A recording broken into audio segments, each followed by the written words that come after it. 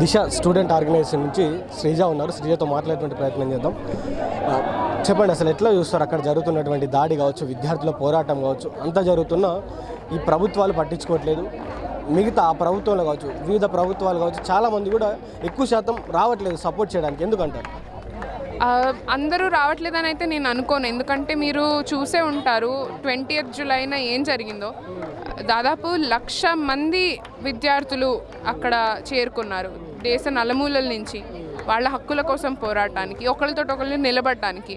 దాన్ని చూసి ఎంత బిత్తరపోయిందంటే బీజేపీ ప్రభుత్వం వాళ్ళపై టియర్ గ్యాస్ చేయడం కానీ, లాఠీ చార్జ్ చేయడం కానీ, వాళ్ళ హింసని చూసి భయపడటం కంటే మనం అర్థం చేసుకోవాల్సింది ఏంటంటే ఆ హింస వెనక దాగున్నది వాళ్ళ భయం.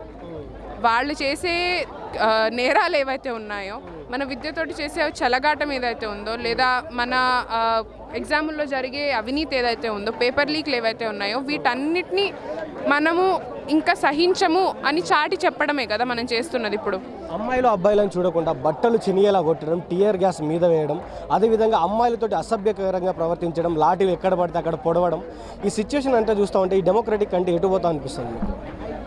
మీరు అన్నట్టుగా అంటే అది చాలా ఆలోచించాల్సిన అవసరం. పేపర్ మీద డెమోక్రసీ ఉంటే దాని మీనింగ్ ఏంటి, దాని పర్పస్ ఏంటి? నిజంగా ప్రజలు వాళ్ళ నిరసన తెలుపుకోలేనప్పుడు, నిజంగా ఆడవాళ్ళు సురక్షితంగా పోలీసులు వల్ల థ్రెటన్గా ఫీల్ అవుతున్నప్పుడు, ఇది ఎటువంటి ఏడుస్తున్నారు. ఒక 20 ఏళ్ల అమ్మాయి ఐసీయూలో ఉందండి. నిన్నటి నుంచి ఆవిడ వెంటిలేటర్ మీద ఉంది, చావు బతుకుల మధ్యలో ఉంది ఢిల్లీ పోలీస్ చేసిన అక్రమాల వల్ల.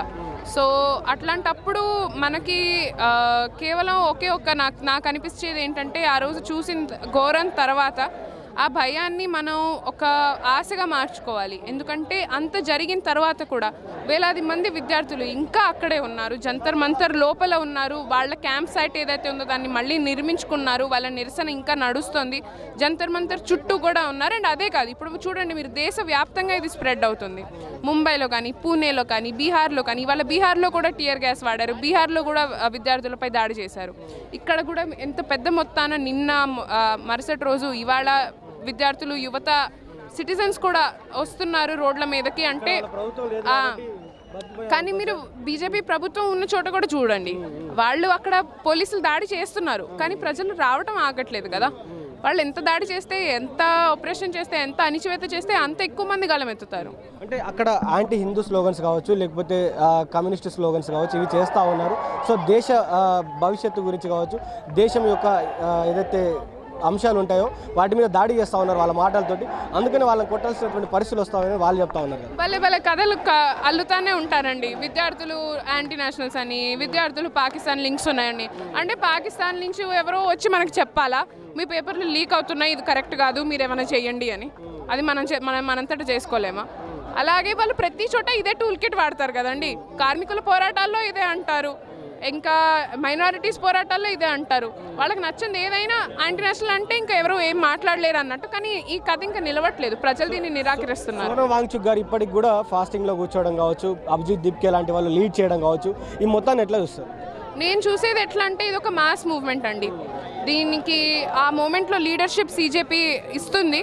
కానీ మనం గమనించుకోవాల్సింది, మనం అర్థం చేసుకోవాల్సింది ఏంటంటే, ప్రజలలో, ఈ దేశ విద్యార్థులు, యువతలో ఇది ఆగేది కాదు. వాళ్ళ పోరాటం కొనసాగుతూనే ఉంటుంది. విద్యామంత్రి ఎవరైతే ఉన్నారో ఆయన రాజీనామా చేసేంత వరకు, ఎన్టీఏ నేషనల్ టెస్ట్ ఏజెన్సీ రద్దు చేసేంత వరకు ఈ పోరాటం ఆగదు. సో అంటే వాస్తవంగా ఇప్పటికీ స్పందించినటువంటి నరేంద్ర మోడీ కావచ్చు, ధర్మేంద్ర ప్రధాని కావచ్చు, మీరేం చెప్పదలుచుకున్నారు? రాజీనామా చేయండి, కాస్త సిగ్గు ఉంటే రాజీనామా చేయండి.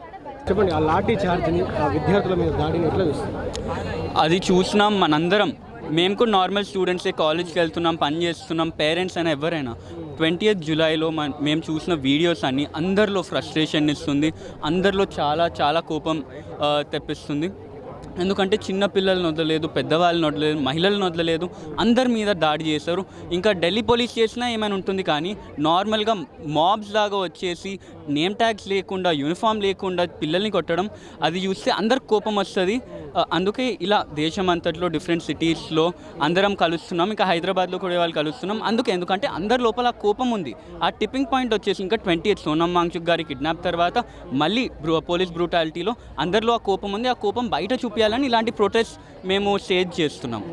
సో అంటే విద్యార్థులందరూ ఏకతాటిపైకి రావడం, దేశ యువత అందరూ కూడా ఒకటే అంశం మీద పోరాడడం, ఎవరు ఎక్కడ కూడా ఎన్ని లాఠీ దెబ్బలు పడ్డా, ఎన్ని టియర్ గ్యాసులు పడ్డా విద్యార్థులు ఎక్కడ చెక్క చెదరకుండా కూడా పోరాడుతూ ఉన్నారు.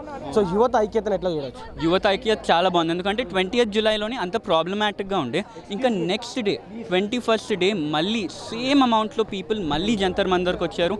ఇంకా ఇవాళ కూడా మళ్ళీ ఇంటర్నెట్ బ్లాకేడ్ ఉండే, కానీ కూడా ఇంకా మనుషులు వస్తున్నారు. పంజాబ్ నుంచి ఫార్మర్స్ వస్తున్నారు, యూపీ బీహార్ నుంచి ఫార్మర్స్ వస్తున్నారు, గిగ్ వర్కర్స్ అందరూ వస్తున్నారు. ఓన్లీ యువత పోరాడట్లేదు, ఇప్పుడు అందరూ కలుస్తున్నారు. అందరికీ ప్రాబ్లమ్స్ ఉన్నాయి గవర్నమెంట్తో, ఈ ఫెయిల్డ్ సిస్టమ్తో. అందరు కలిసిగా వస్తున్నారు. ఎంత టియర్ గ్యాస్ ఉన్నా, ఎంత లాఠీ చార్జ్ ఉన్నా ఎవరు ఆగడానికి లేరు. సో విద్యార్థులు పోరాటం కావచ్చు, అటు సోనం వాంగ్చుక్ పోరాటం కావచ్చు, అభిజిత్ దీప్కే పోరాటం కావచ్చు, ఇప్పటికీ అభిజిత్ దీప్కే కావచ్చు, సోనం వాంగ్చుక్ అక్కడ చేస్తున్నటువంటి దీక్షను ఎట్లా వస్తారు? ఎలా చూస్తున్నామంటే for the right cause.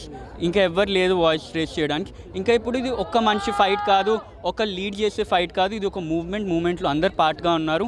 They are just steering the way for this moment to go. And Sonam Wangchuk ఇంకా హంగర్ స్ట్రైక్లో ఉన్నారు. So we already asking him, we are pleading him to end this fast and we will not stop.